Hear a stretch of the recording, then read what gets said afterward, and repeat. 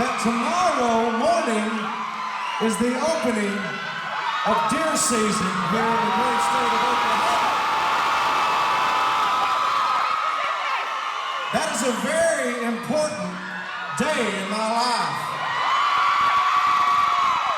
And there's only one thing that could make me want to get drunk the night before the morning of the opening day of deer season. And that is the opportunity to see the great